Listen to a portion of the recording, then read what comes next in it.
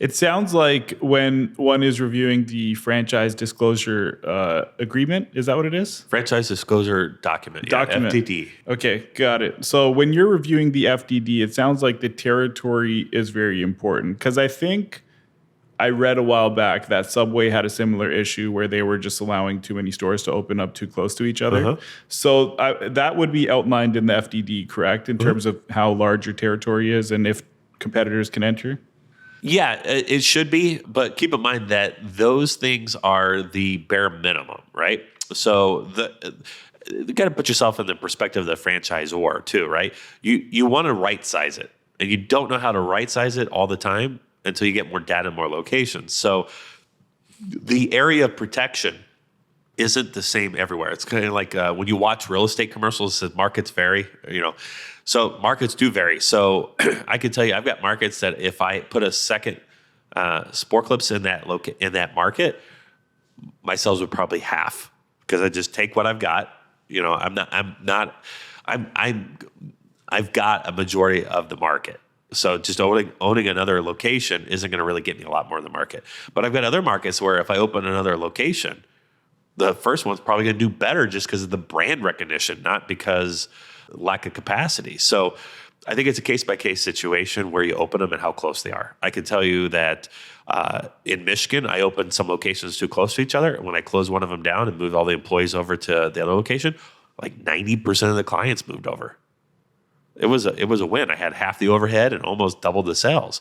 But that was my fault. That wasn't the franchisor's fault. I was the one that said, I think this is far enough. And the reason is, in my other markets, those stores were further away from each other than I have other stores that are doing just great.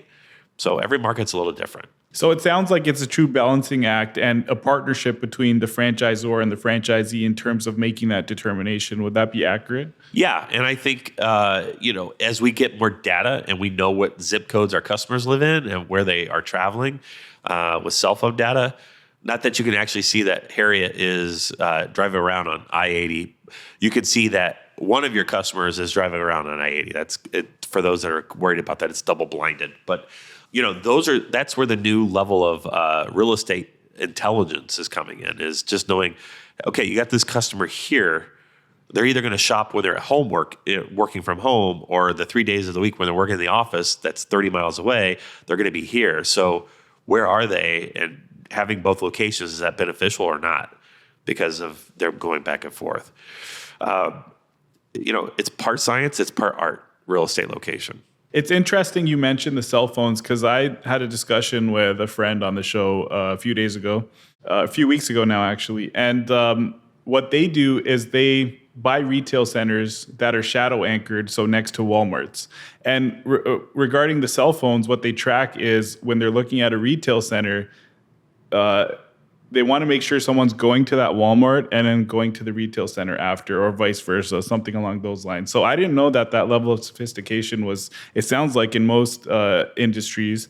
Do you think every franchisee is looking at stuff like that? Or is that one of your competitive edges that you're tracking and really staying on top of a lot of the data points? I'll be honest with you. I'm looking at that data just to verify my gut. Okay. I'm not looking at that data and then going out and trying to find a location. I had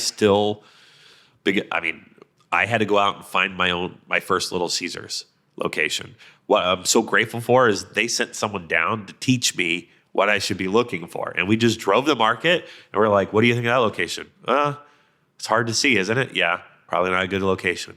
Okay. So I learned, and it's my gut. So, I'm envisioning what that ideal customer looks like. Like, would they turn left on this road coming home from work? If that road looks like a pain in the butt to cross, probably not, right?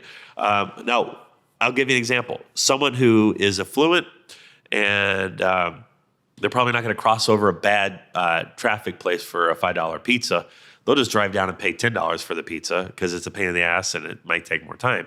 But if you've got a value-conscious customer in that neighborhood, if it's a different neighborhood, they'll cut across for that $5 savings, right? So again, it's totally understanding who your ideal customer is to help play into where that real estate play is. That makes a lot of sense. I would imagine to have that level of understanding of a market, it takes more than just a 20-minute drive around. So do a lot of your future locations or potential locations get run past your existing managers if they have a better understanding of the markets they're operating in? No, it all falls on my shoulder. Yeah. Okay. Yeah. And what I'll do is I'll drive it a few times, different day parts. Like basically, when we're opening, mid whatever time we're open, and when we're closing, what does it look like? Because what you don't want is you don't want everything to be busy on one particular day part. It's hard to staff for that. Like in the salon business, I'm only going to have so many stylists able to work because I only have so many chairs. So I'd like it to be busy in the morning. I'd like to be busy at night. And I'd like to be busy in the middle of the day. That's optimum, right? So I'm looking and seeing that. The only way you're going to really know that is if you just go to that particular location, sit in your car, listen to music, and just watch traffic. See who's in the parking lot. See what type of people are in the parking lot. Are they your customers? As an example, we mostly do men's haircuts. So if it's all women in there and no kids in that parking lot, it's probably not a good location for a Sport Clips. Probably a great location for a nail place, right? But and if I see all guys, because I see a Home Depot in the background and I see a sports bar next to it, it's probably going to be a home run.